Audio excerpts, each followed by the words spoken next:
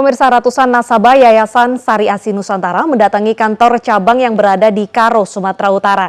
Nasabah dari berbagai wilayah ini menuntut kejelasan pencairan dana pendidikan yang mereka asuransikan.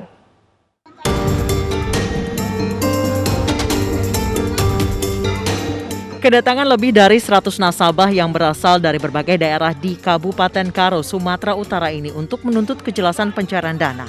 Diketahui Yayasan Sari Asi Nusantara bergerak di asuransi pendidikan. Nasabah yang merupakan orang tua siswa ini mendatangi kantor Yayasan Sari Asi Nusantara Cabang 5 di Perumahan Sari Nembah, Kabanjahe. Mereka menagih kejelasan yayasan untuk membayar dana asuransi yang telah dijanjikan. Menurut nasabah, yayasan berjanji akan mencairkan dana nasabah pada bulan Juli, namun tidak kunjung cair. Dan saat bulan 7 mau diambil, ternyata bulan 6 akhir ini sudah tutup. Nah, ini udah berapa kali kita datang kemarin, Pak? Kita datang ke sini udah ada 3 kali. Namun karyawannya tidak pernah satupun ada yang mau menerima nasabah yang sudah berkumpul di sini. Saat ini status Yayasan Sari Asi Nusantara belum dinyatakan bangkrut, namun masih dalam masa PKPU atau penundaan kewajiban pembayaran utang hingga keputusan lebih lanjut dari pengadilan. Kewajiban dia untuk membayar ke nasabah untuk sementara ditunda, ya, menunggu putusan lebih lanjut lagi. Dan dalam proses ini kami selaku pengurus yang diangkat oleh pengadilan akan melakukan proses pendaftaran dulu terhadap nasabah dan verifikasi terhadap tagihan. Gunanya adalah supaya kita tahu sebenarnya berapa jumlah nasabah, berapa jumlah tagihan, dan dari situ juga kita akan tahu berapa sebenarnya hartanya yayasan. Sejumlah nasabah dari wilayah lain di Sumatera Utara telah melaporkan Yayasan Sari Asi Nusantara ke polisi dengan dugaan penggelapan dana nasabah untuk program pendidikan. Dari Kabupaten Karo, Sumatera Utara, Eka Hetriansyah, iNews melaporkan.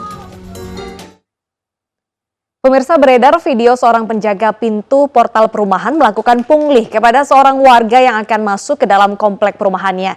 Pria tersebut ditangkap polisi dan mengaku hilaf serta meminta maaf. Kok minta uang rokok? Ini saya rekam loh ya. Saya urusannya sama Pak RT. Saya urusannya sama Pak RT. Ngasih pupuk rokok gitu aja udah beres. Ya kenapa harus pakai uang rokok, Pak? Video amatir ini viral di media sosial saat Nuraini terhambat masuk ke rumahnya di Jalan Kampung Baru, Sukabumi Selatan, Kebun Jeruk, Jakarta Barat.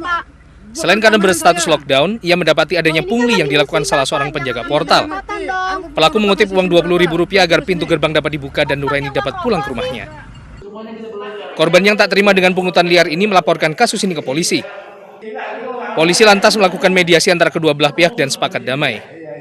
Dibantu dengan Pak RT, pihak dari Kelurahan Sukabumi Selatan untuk menyelesaikan permasalahan tersebut, dan kedua belah pihak sama-sama menyadari dan sama-sama minta maaf dan tidak akan mengulangi kembali. Semoga kejadian ini tidak terulang lagi karena sangat-sangat merugikan. Terus ini buat jadi pelajaran buat Bapak Rosti ya, Pak ya. Saya minta maaf sebesar-besarnya gitu. Aja. Yang kesalahan kemarin saya minta maaf. Berbekal surat pernyataan untuk tidak melanjutkan kasus, korban menerima permintaan maaf dari pelaku dan berharap kasus pungutan liar yang memanfaatkan pandemi COVID-19 ini tak lagi terjadi. Dari Jakarta, Miftahul Gani, iNews melaporkan. Kita beralih ke informasi duka, pemirsa. Rahmawati Soekarno Putri meninggal dunia akibat COVID-19. Rahmawati dinyatakan positif corona sejak akhir Juni lalu.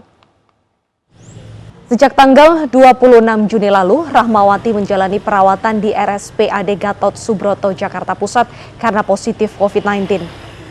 Kondisi Rahmawati saat itu dengan saturasi 83 dan nilai CT 22,6. Rahmawati meninggal dunia pada usianya yang ke-71 tahun.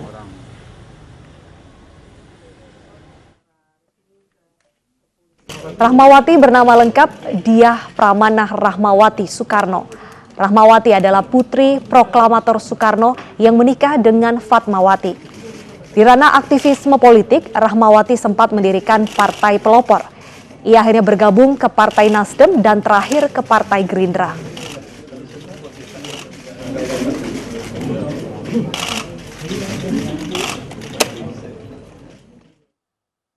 Pemirsa, warga di Rembang, Jawa Tengah ramai-ramai membeli ivermectin, obat yang konon dapat menyembuhkan COVID-19. Akibatnya dalam hitungan jam obat ini langsung ludes. Sementara BPOM temukan banyak penyimpangan dalam produksi ivermectin dan meminta masyarakat berhati-hati mengkonsumsi obat keras ini.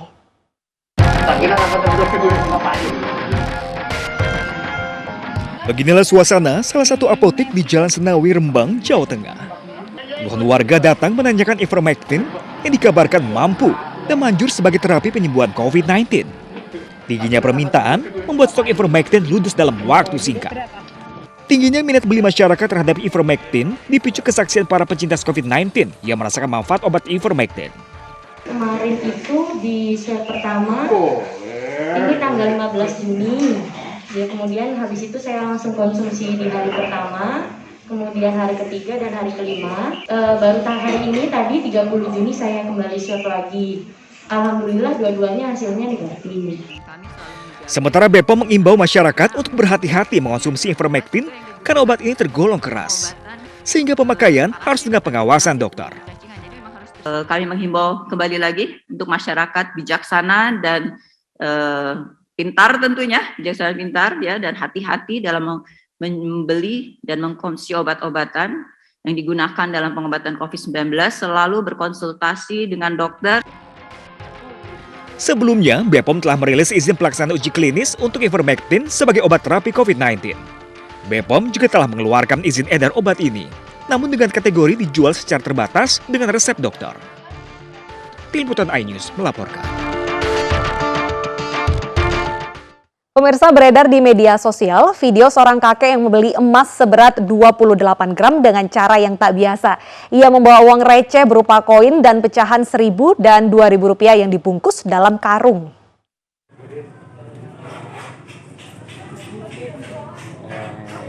Butuh waktu selama 2 jam untuk menghitung uang receh milik kakek Januri, warga Desa Baros, Brebes, Jawa Tengah. Uang dikumpulkan dalam warung dengan pecahan Rp2.000, Rp1.000 hingga uang koin berbagai nominal.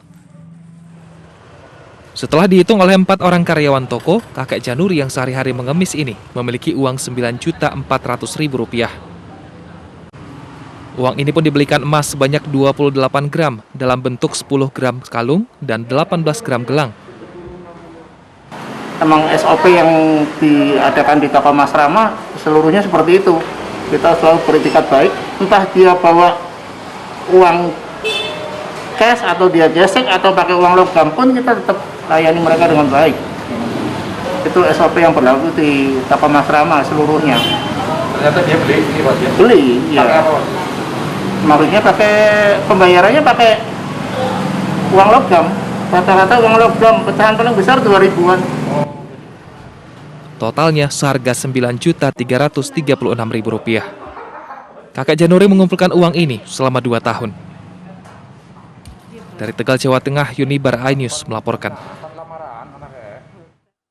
Pemirsa, 2 gol Nicolo Barella dan Lorenzo Insigne sudahi perlawanan Romelu Lukaku dan kawan-kawan dalam gelaran Euro 2020. Usai jeda, informasi selengkapnya akan hadir.